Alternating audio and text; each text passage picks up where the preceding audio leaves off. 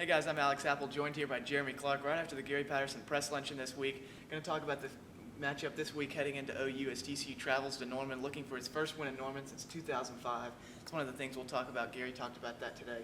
First thing I want to talk about is you brought up an interesting stat. John Lewis leads the Big 12 in sacks so far this year.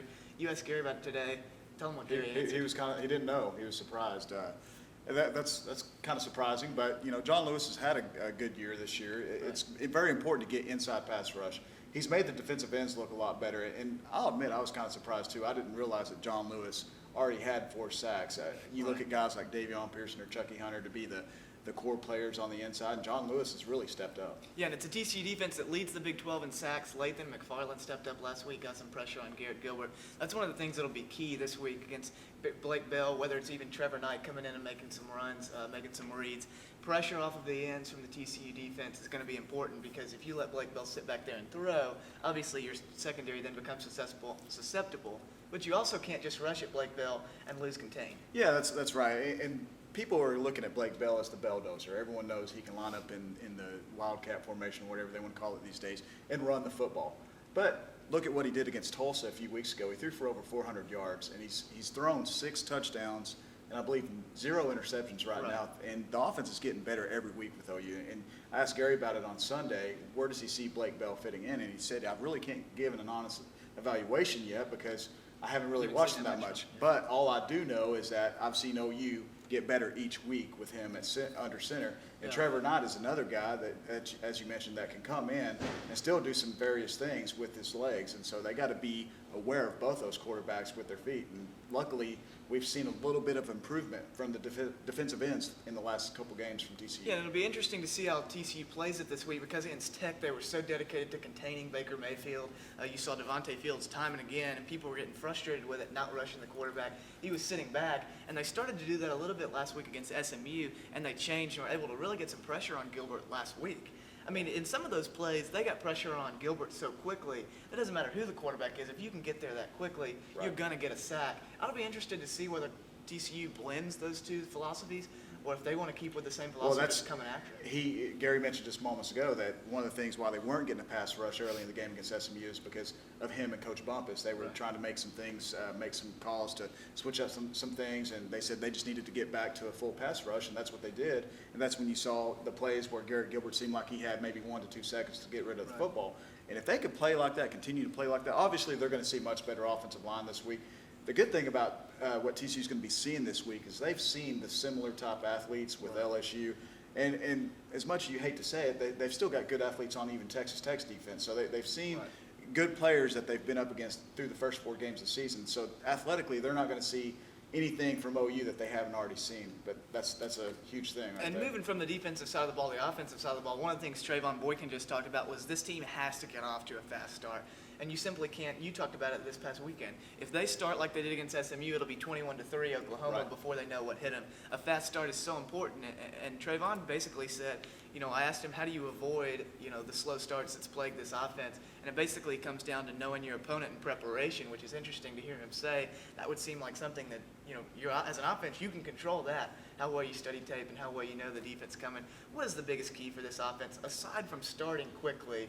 What do they have to do to sustain success against OU? Execution. It's all about execution. As you mentioned, if they go out this week against OU like they did SMU, it's going to be 21-0 real fast. And you got to capitalize on those turnovers. The defense has played extremely well in the last 3 or 4 games. They gave away 2 early opportunities for TCU's offense to score on. They had 2 interceptions, and they started 1 possession on the 50-yard line. So TCU's got to capitalize on those possessions. Good field position. They can't go 3 and out like they did against SMU. They're playing a much better opponent on defense. Gary's even said this is the type of OU defense that I've seen in the past, that Bob Stoops and Mike Stoops has made OU into a national power on defense. He says he's seeing that type of defense right now. So combine that with the inept offense for TCU and obviously much improved defense for Oklahoma. You got to start off quick. You got to capitalize on any mistakes that your defense can create for you. And going to Norman, TCU fans will remember the big win in 2005. I asked Gary about it today, and he said it was the beginning, of the rise of the program, basically. That was around the beginning of the Jeremy Clark era. That was my first year. That was your first year. I predicted that win, too. What do you remember about that game?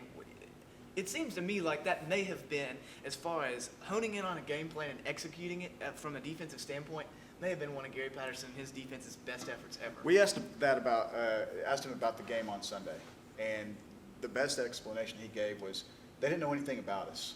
They hadn't really played OU before with Bob Stoops as the coach. I think the last time they had played OU was when TCU lost 10-9. I believe it was 1998 down here when John Blake was the coach for Oklahoma. But he said they came up there and kind of surprised them. And by the time OU noticed what was going on, they look at the clock and it's reading 000. So they kind of surprised them. But knowing what I saw going into that game, covering the team, it was my first year there. They had Ty Gunn, who was throwing the ball well. At Corey Rogers, they had a good defense with Tommy Blake. Jason Phillips was a redshirt freshman then. Right. They had a lot of good athletes that OU didn't know about. And everyone knew about OU. Everyone for sure knew about Adrian Peterson. That was his sophomore year. OU had some question marks at quarterback. They didn't know if they were going to go with Rhett Bomar or Paul Thompson. They ended up going with Paul Thompson. Right. But you look back, and it was a program-changing win, but it lasted for about 6 days. He's right. I mean, That's right. You know, it was funny because But they there went wasn't 11-1 that year. Exactly. But he's right. What he said today, there wasn't a lot of media out there covering the team. It was myself and maybe a gentleman from the Star Telegram that was out there each practice, and then Right. the next thing you know, when they go up to the road and beat OU, the next open practice, there was all kinds of media, all kinds of fans wanting to go out there, and that's Right. what Gary said today. He made a mistake letting his program open up like that after a big win, and unfortunately, everyone remembers that SMU loss instead of the OU win. You predict that, and that's borderline magical that you predicted that. But A little because bit of fandom you involved, think too. about OU, and they hadn't lost to a team in Texas since 1996. They hadn't lost a home game since '98. The last time they had lost to a team in Texas at that point was when TCU beat them in '96. I mean, as far as long odds in winning a game, I think they came in at 25-point underdog. Right. I just read a story about it. I mean, it's as long of an odds, almost, it wasn't quite to the level of TCU Kansas in basketball last year, but similar to that. And it really turned the program around. What is your opinion on how long did that win linger as a confidence builder and an announcement to the Mountain West at the time that this TCU program is for real? I think, as he mentioned earlier, after the USC game, after they won that game, it lingered on for the next 3 or 4 years. Right. I think the OU win and capitalizing with an 11-1 record, that helped them out for the next 3 or 4 years as well. They were able to recruit the 2006 class, even though those players weren't as highly regarded as players they're getting right now.